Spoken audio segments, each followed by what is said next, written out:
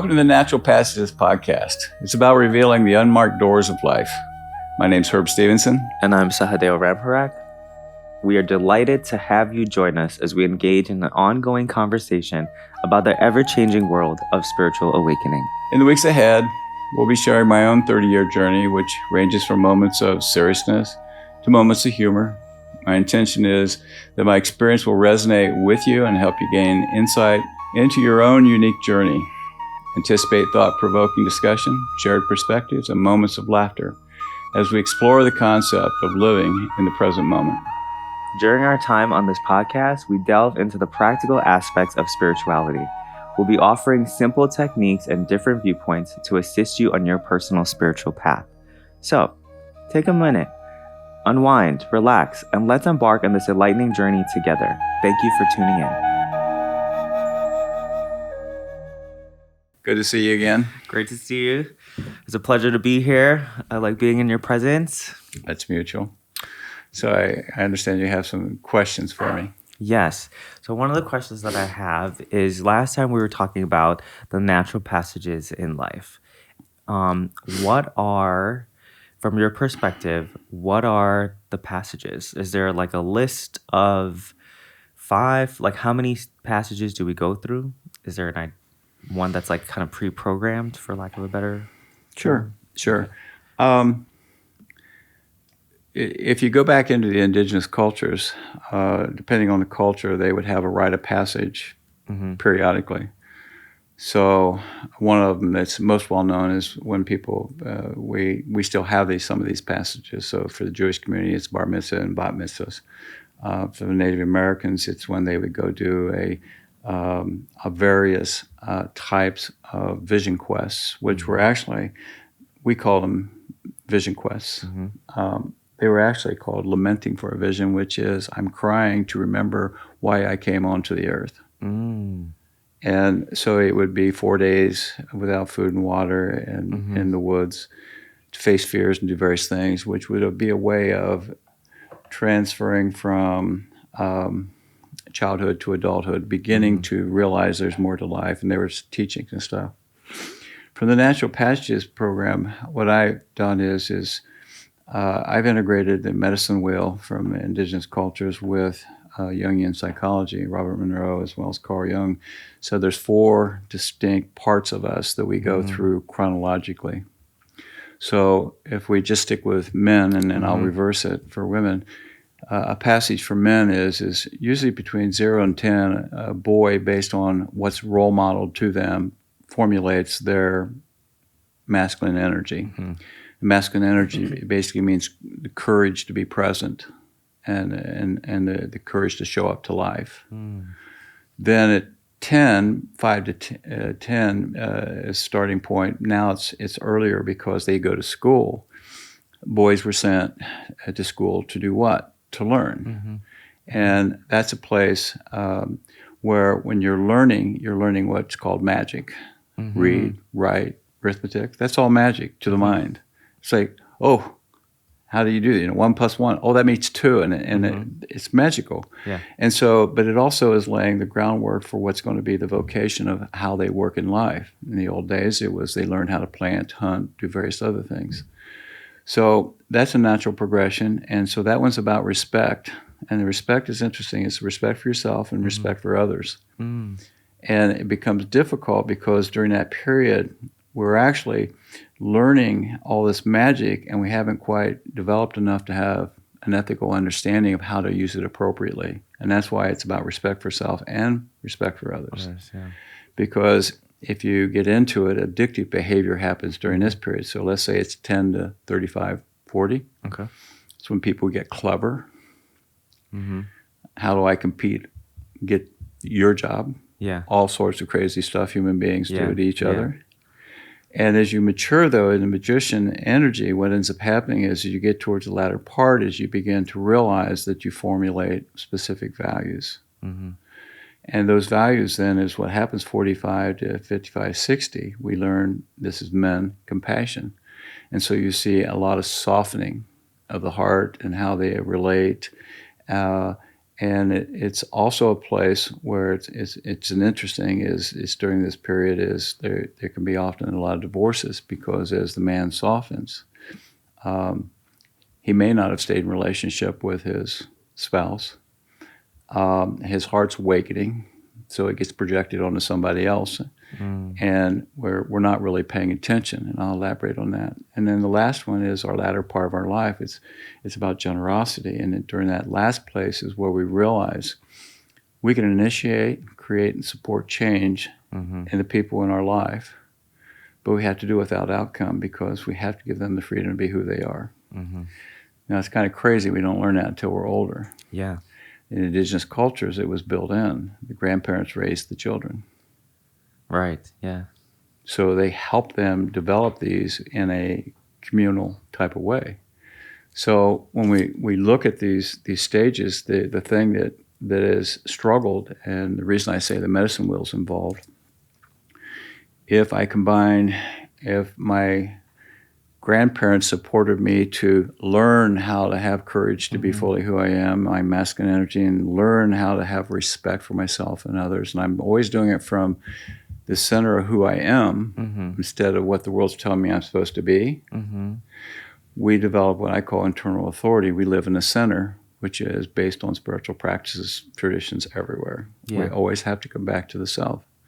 If I learn compassion and I'm integrating courage, respect, and compassion, my sense of self grows further. And finally, I go to the last one, and I always bring it back to the center, which is my generosity for myself and others. And so the stages actually do break down in various forms of psychology. There's other stage programs, I guess you would call it, or models that talk about the same type of thing. The interesting thing is when you reverse the process and go to women, traditionally, the little boys learn how to fight and play and sports and all that stuff, and little girls traditionally learn how to play with dolls, which means they learn how to be more relational. And because historically they would get married early, they would move to generosity for self and others, and it would be a place where they had to learn to do that because they're raising the children. And he's down here learning to work and support. And so they kind of stay in polar opposites. And they move again. She goes to the place of courage to be fully who she is, and he learns compassion. And this is why divorces happen, because she's now saying is I want my due. I raised those kids. You've ignored me, and now you want to cuddle? I don't think so. Okay? And then she ends up in the crone, and he ends up in generosity. If they both did it from an indigenous point of view of staying centered and connected to each other, they have a balanced marriage, and it lasts forever. What happened in modern life is she learns relationship to a degree. He learns courage, but she now goes to college and learns magic. So she knows the same things he does. And she's also asked to carry the burden of raising the babies. Okay? So this is why we've had so many difficulties about how do we redefine masculine and feminine energy, because we've placed it into role conflicts.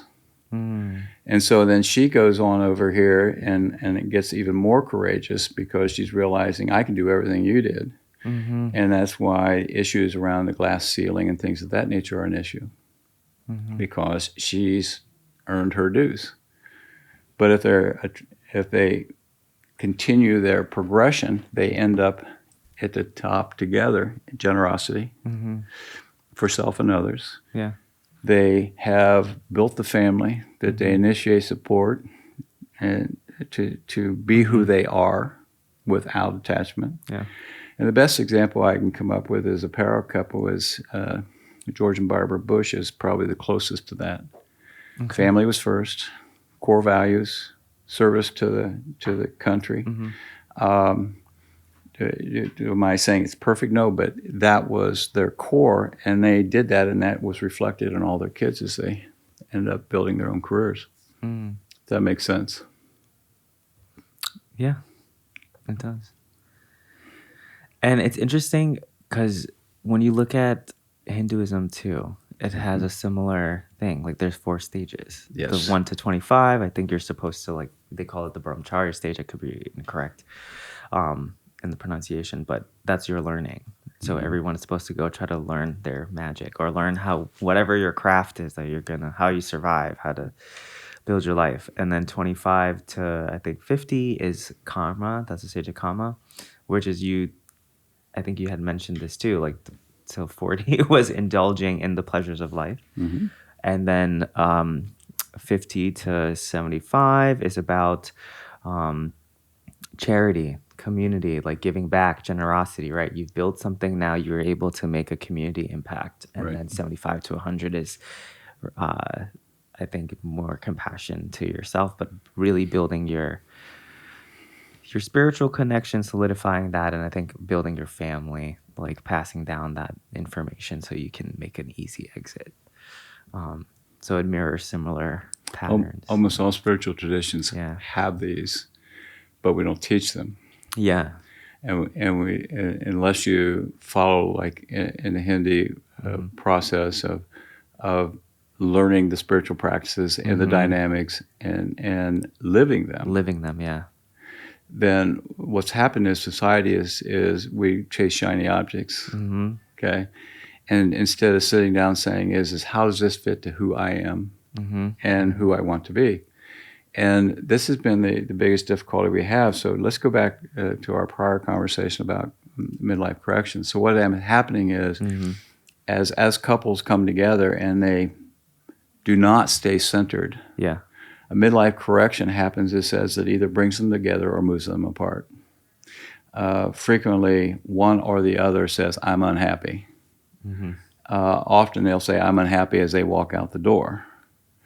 But the interesting part is if I'm unhappy, and what's really important is I want us to figure out how do we create the relationship we want, because most marriages are not based on that. They're based on their parents as role models, which there are a few good ones out there, but Right.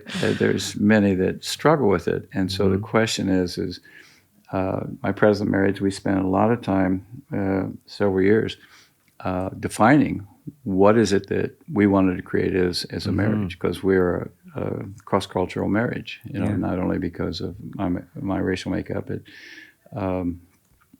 also because she's Jewish, but we found our commonalities, but we also found our differences, and we acknowledge those is okay. Yeah. And people don't slow down enough. They just, this doesn't feel good. You're bad. Right. It's the 2 ID, right? 2 ID Right. conflict. Yeah, so if I'm not happy, it's your fault. I'm gone, and I'll go repeat the same thing again. Yeah. But those who stop and settle down, and you've heard me say this, one of the core things of any good relationship, if you want to stay centered, every day you sit down and look at your family in the eyes for a minute, soft eyes, because nobody does this. First thing that will happen is the wife or the kids or the spouse or the kids will say, what are you looking at? And you're going to say, you, and I don't do it enough. By the end of the week, they're going to wait to see if you're going to keep doing it. I've helped executives who had no relationship with their spouse or their children end up having a relationship. And in fact, many spouses have said, I like this person. I hope he stays. So when we're not present enough going through these stages of life, what ends up happening is we've lost our ability to stay centered. And that was the thing I was pointing out as I was describing it. The center is always in the moment. Am I giving you, do I have the courage to give you the respect and compassion and generosity to see you in this moment just as you are? And if I do, you'll reciprocate. Absolutely. Like this, you just triggered for me, I think, a little bit of the work that I've been doing for like the last couple years. And it's been about building empathy and compassion and like culture transformation, but doing it from a person-centered caring way. So creating a person-centered caring culture. And what you're describing is exactly that. I mean, imagine the context of a provider and a patient, right? I know nowadays providers have quotas to meet. They got to get through doctors, right? You got to see like 25 something patients a day. But the patient that's coming in, they're coming in with all of their ailments or concerns. If you're the provider and your mind is not grounded or present, you might miss stuff. If you're not able to communicate, ask questions, actually sit there and listen. Okay, so I know you're experiencing pain, and then having further conversation to investigate like where it comes from. But I think it's about taking that time, that pausing to sit with the other person and see them as like a human, not just a ailment. Well, I think it's true, and I want to unravel that a little bit. Mm-hmm. It's taking the time Mm-hmm. to stop, take a deep breath, look the other person in the eyes, and then start. Yes, yes. But many of us use our mental capacity, our expert knowledge, as a way of, like an algorithm. Tell me your symptoms. I'll tell you what's wrong with you. Mm-hmm. Goodbye. Mm-hmm. You know, because Yes. in today's environment, you're no longer allowed to give them 2 aspirins and a pat in the butt. So the issue still comes down to is teaching presence. Yes. How do I pause, look you in the eyes with soft eyes, Mm-hmm. smile, so you feel Mhm. comfortable and we can have a conversation that's going to be meaningful versus one that feels like I'm being interrogated or the various Yes. other things. It's not just, client patient or doctor patient or whatever else. It's life. Yeah, it's any Any relationship, situation. I'll give you an example. When people go out to dinner with me, they're a little surprised because the people who are serving me Yeah. Mm-hmm. smile Mm-hmm. and are very attentive. And what I do is I realize everybody deserves to be acknowledged that they exist. Yes. So if I pause and when they're serving me their job and doing the best they possibly can, if I acknowledge them as a human being, that fills a void of I'm just here as a servant or whatever else. Mm-hmm. And so the impact of that is they want to be there because they realize I appreciate them as a person. I appreciate their service. I say thank you for everything that they do. Mm-hmm. The impact of that is they walk home feeling validated. Mm-hmm. They may never see me again, Mm-hmm. but it gives them something to realize that does exist. And maybe they'll model that for somebody else. Absolutely. So one of these days you'll do that when you have your first child. Yeah. Okay? Because that's usually the time that opens the heart sufficiently and get totally present that you actually connect. And that's one of the few blessings of having children. But the problem is we lose it quickly. Mm-hmm. But the parents who actually maintain that connection, regardless of time, are the ones who are fully present and support them through all the 4 stages, whether you use Hindi practices. The stages of vertical development is another model that talks about these processes. So there's all kinds of models out there that can support us to understand what am I going through now. Mm-hmm. The issue we don't often do is what's some of the roadmaps that are out there that can help me navigate this? Yeah. We're generally lazy.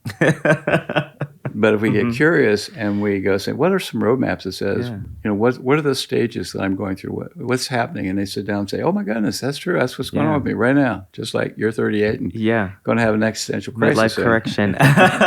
It's exactly. And I've been sitting here just pining away. So the more information we begin to sit down to evaluate how we are doing and what are we doing for ourselves, how am I evolving, shifts everything. Our whole perspective changes. And the life we can create becomes much more comfortable. People ask me, what about joy? And I say, well, joy is a moment. But the more present you get, I'm pretty contented most every day. I was gonna say, like, I feel when I'm grounded, and focused and can slow down a little bit, I don't know, I can live in that space. I can live in, just like you said, that contentment. I could live in a space of the good is as great as the bad. There is like a calmness. There is I don't know, I just call it all joy because I'm not upset about anything. Well, it can have moments of joy, but Yeah, I'll there's just peaks. I'll take contentment. You take contentment? Yeah. Yeah, because I don't need it to be something other than it is. Than what it is. Mm-hmm. Well, that's what you just described. Now, what you also highlighted is I have those moments, but I don't work very hard at creating more. Right. So I'm waiting for the next one to happen. That's human nature. Most people do that. They think that if I do the things society's told me I'm supposed to do, I will be happy. I'll have the white picket fence. I'll have the family, and they feel hollow. Yeah. And that's men and women. Mm-hmm. They've done all what they're supposed to do. Well, the truth of the matter is God never wrote a manual that said you're supposed to do all these things.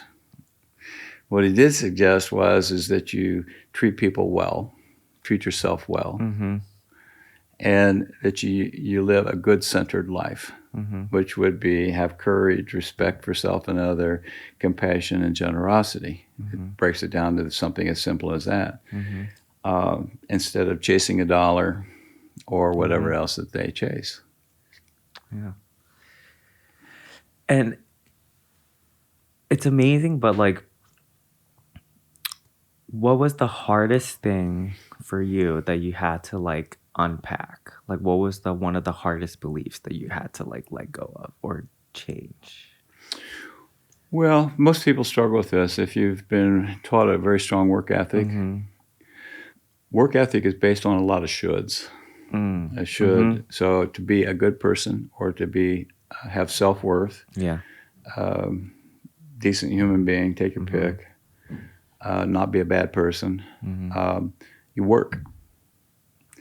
And you're subordinate to your employer. Now, I grew up in the era when it was supposedly if you put in the time, your employer would take care of you through your life. That no longer exists anymore. Right. And that's completely changed even further because COVID's realized that people have a right to say, well, if you can't provide my work conditions, I'm leaving. Yeah. And there's a labor shortage. So there's a whole lot of shaking and rattling going up at the top of executive suites of saying is, how do we address this whole new model of doing business? Yeah. So we're in a massive state of transition. Yeah. And I think it's going to continue. And then when I apply it to you personally, it's that same thing is, what really makes me happy? So I suggest to people do this frequently is besides meditating in silence and quiet, go for a walk. Yeah. Get your family, your children, your dog, go for a walk. But when you walk this time, you have to look at things. You have to see that what the neighbors are doing. You have to see what's going on around you. How many times have all of us driven someplace for 30 years and one day realized that there's been a house right there that we've never seen in the entire time passing by, or that there's something else beautiful there. It goes back to the old saying is wherever you live, you don't pay attention very much to it. And so, for example, is if you live at Niagara Falls, you don't go to the falls. That's for tourists. Okay? So it's the same kind of thing is we fall into these habitual ruts of how we go to work, how we do the various other things. And it's taking the time. Meditation allows us just to ask ourselves, what am I not seeing about myself? Or what am I missing? What am I ignoring that I really want to do? So I often have people think about, tell me about a dream you had when you were a child. And now that will reveal the qualities of the things that they really wanted in their life. And I say, do we have it now? And if they say no, I says, wonder what it would take to get it. And you start asking the question. The interesting thing is we already know the answer. We have to be willing and have the courage to ask the question. Yeah. And we don't. Yeah. Pardon me. Is it also the courage then to like follow through? Well, follow through is a big piece of it because, the mind will allow you to distract yourself to be entertained, but it will always come back to the core of what you're supposed to do. You chase shiny objects. You're one of the most creative people I know. You can come up with more amazing ideas, but you get excited with the ideas. Yeah. What you're going to start doing in the second half of your life is picking and choosing and saying, which ones do I want to do? An example is you're doing this with me.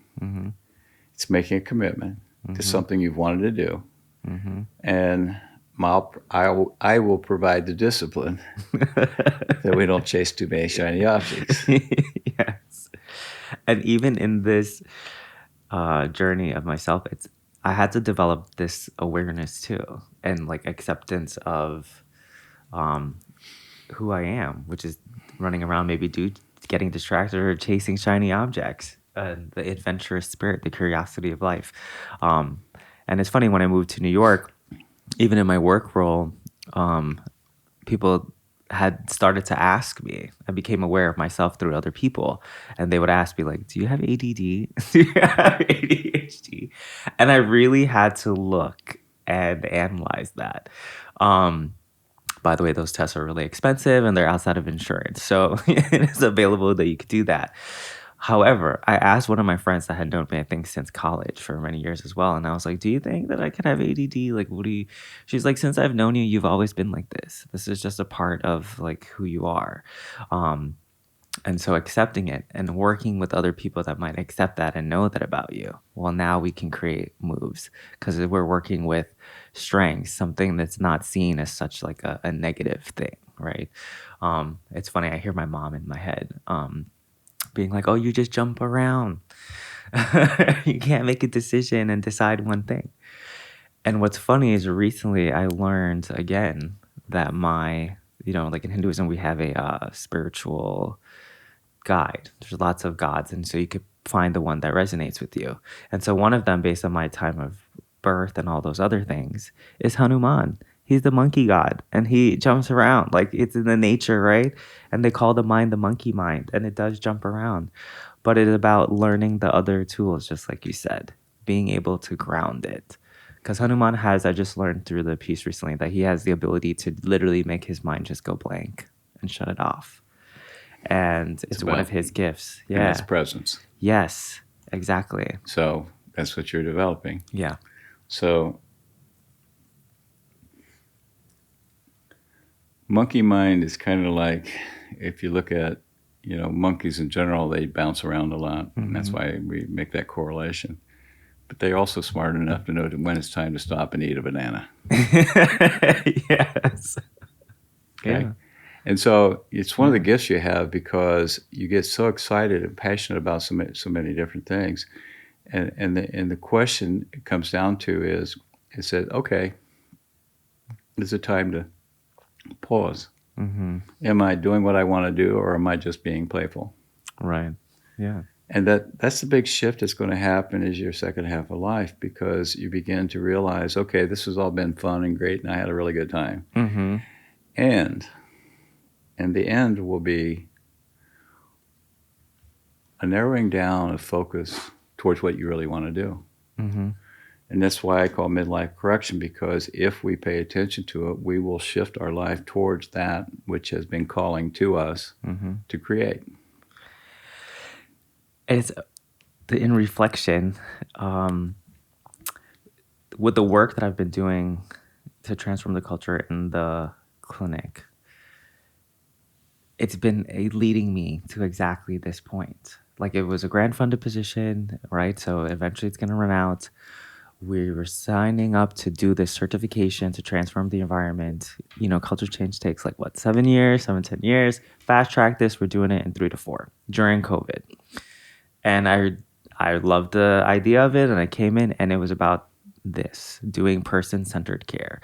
And I realized the only way I could have done this work is by using everything that I learned from our program, from grad school, that presence.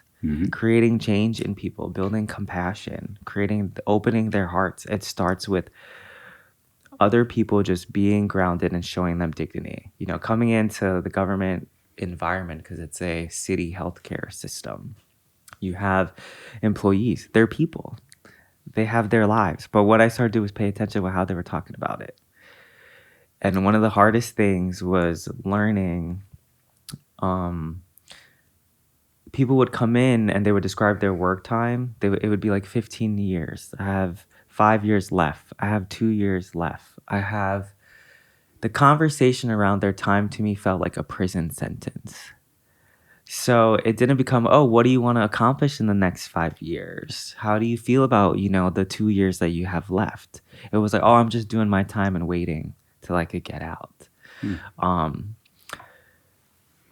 That's How'd that work for you? oh my God, it's an uphill battle every day. I'll bet. But I had to learn within myself I'm not trying to change them. I am. But in the sense of they have to want to see their life in like a different way. All I could do is open doorways. All I could do is ask questions. Maybe no one ever talked to them. Well, what do you want to do for the next 5 years that you're here? And if that inspires a little bit of hope, that opens their heart a tiny little bit and changes their workday, even for like 5 minutes from that conversation with me, then it'll change the impact that they'll have on a patient. It'll change the impact that they'll have on their coworker. Sure. And so just being present right. is, I think, for me, what helped me to change some of this environment. We were able to get certified, but also just helped me to build such great relationships with the people that I work with and to respect like their dignity and keep them where they're at. I'm not a leader, like I wasn't, but I don't have that official title, but I'm a little leader in that space. But this work was calling to me. And it's something that I'm like, oh my God, you've been preparing for this all this time. And one day, I think in one of our conversations, it hit me.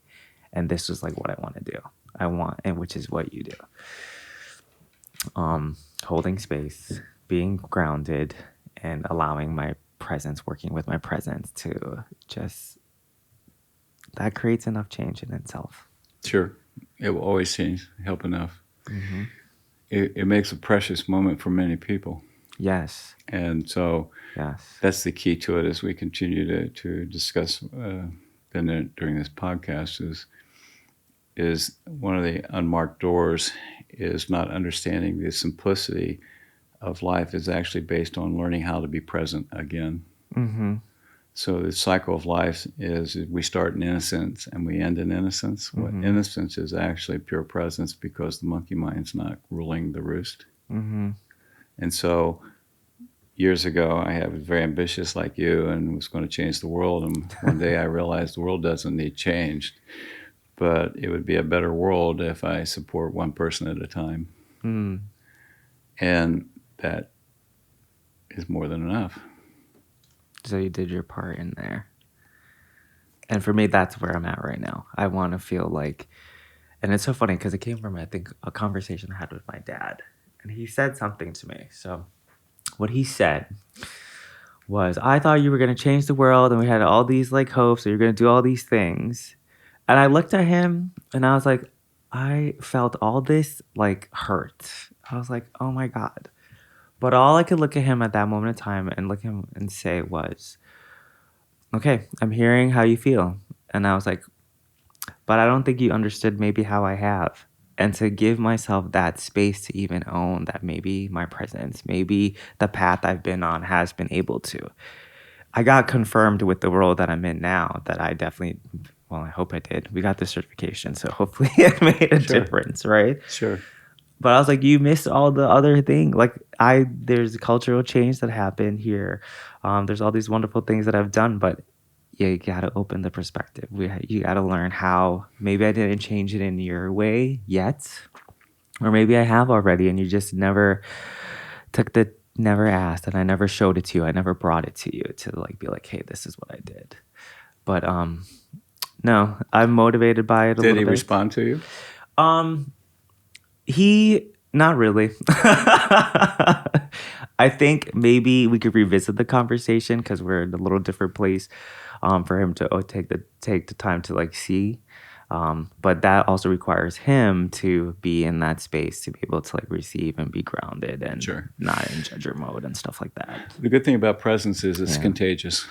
Yeah. but you have to be patient. I call Yeah. it patiently persistent. Yes. So the more you're present, eventually they wake up. Yes. And that is what I think I've been seeing, that they're just operating out of fear, right? They want great things. They're parents. They want great things for their kids. But Well, until that's I show them and I have confidence in that and I sure. could stand in my own courage and like put my voice down and be there, and not get like swayed by them, that's how they will then relax. Well, it's called external expectations, and it's not allowing you to be who you are. Yeah. So let's close for today. Why don't we just say goodbye to everybody? Thank you all for tuning in. We'll see you next time. Thanks a lot. We appreciate you joining our conversations. We hope we've provided something for you that'll be useful. Take care and be well. Bye-bye.